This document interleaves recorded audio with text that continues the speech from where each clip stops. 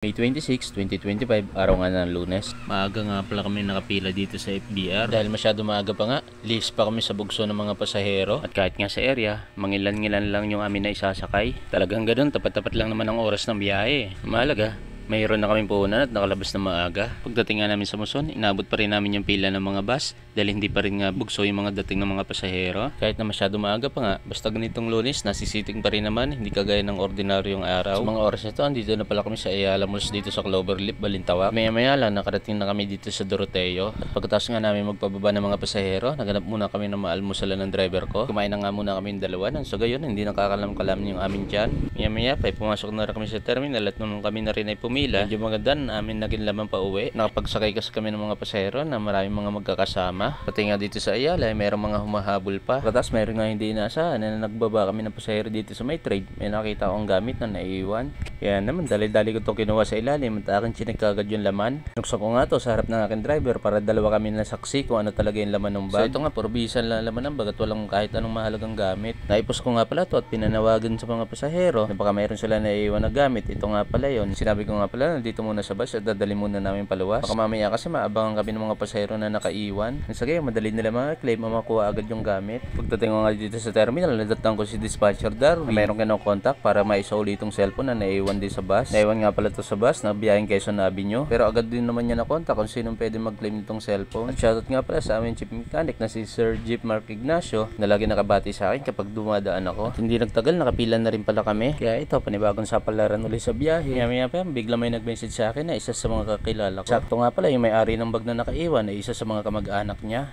Yun nga lang, nakaluwas na kami kaya hindi ko na maiabot sa kanya. Kaya naman yan, napag-usapan namin, iwanan na lang sa dispatcher dito sa Doroteo. Dahil paluwas na rin naman yung kanyang mga kamag-anak na bumisita sa kanila. Yun nga, nakaiwan itong bag. Ito, pinakisuyo ko na nga sa dispatcher na iwanan muna sa kanya. At mayroon kukuha dito. Dahil malamang hindi na kami abutin ng pasahero na nakaiwan. Basta ba mahalaga, maibalik mismo doon sa pasahero yung kanyang gamit na naiwan. Kagaya nga nung nagtrending natin na post tungkol nga sa estudyante na nakaiwan ng kanyang wallet na may mga lamang pera. Hingi kasi ng tulong sa akin si Driver Vergara na siya nakapulot ng wallet kung paano maibabalik doon sa pasahero. Kaya naman naisipan ko nang i-post na lang natin baka sakali may makakilala. Sa kabutihan ng palad, nung araw din na yun, nakita rin yung post at naibalik din kaagad doon sa estudyante yung kanyang pera. Siyang gagamitin niya pa sa pang tuition, kaya laking pasalamat din ng estudyante. Bukod pa nga doon, mayroon pa isang konduktor ng Santrans na nakapagsauli din ng wallet na may laman din mga pera. Siya nga pala si konduktor Achina na isa sa aking mga kaibigan dito sa Santrans. Kataon din kasi nung na-share ko yung kanyang post about doon sa nawawala ng wallet, isa sa mga follower natin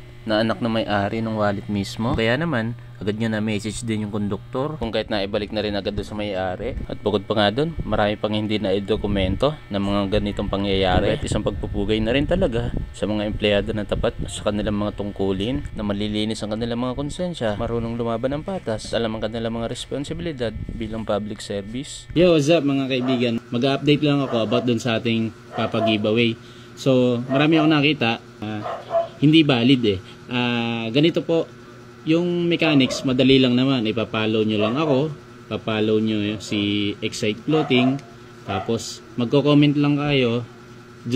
Dun mismo sa post na yon, i-comment nyo yung screenshot na nakapollow na kayo, tapos syempre, huwag nyo kakalimutan yung hashtags na hashtag kaibigan 100k followers. Syempre, kasi via comment picker natin pipiliin eh. Ipipilter natin na kasama yung hashtag na gano'n. Dun pipili si comment picker ng mananalo.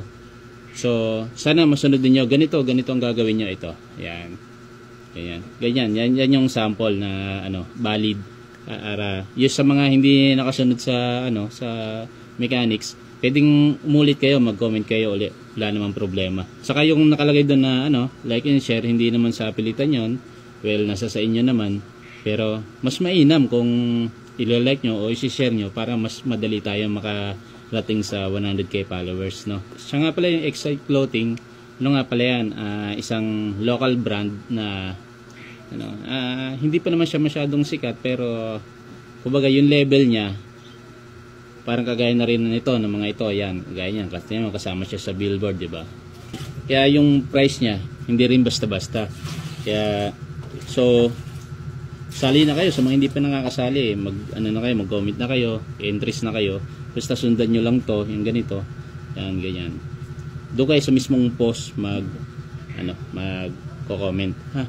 Tapos din paki-share na rin. Tapos pwede nyo ring itag, ganun. Pero hindi naman siya kasama sa mechanics, pero mas maganda, para mas mabilis tayong makarating sa 100k followers, para ma-live draw na natin.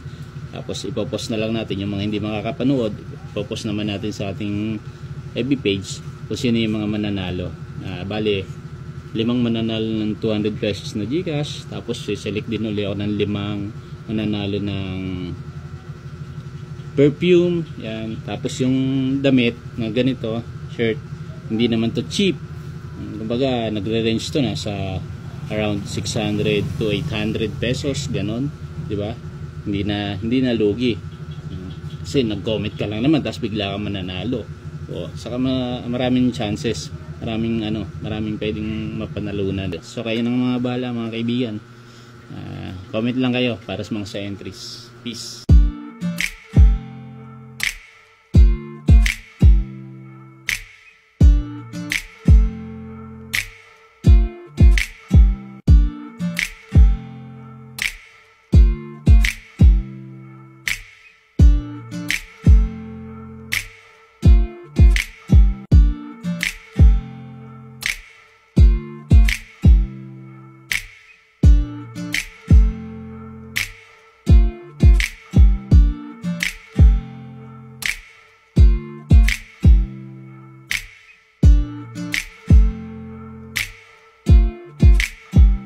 I threw out the Excite from Brooklyn.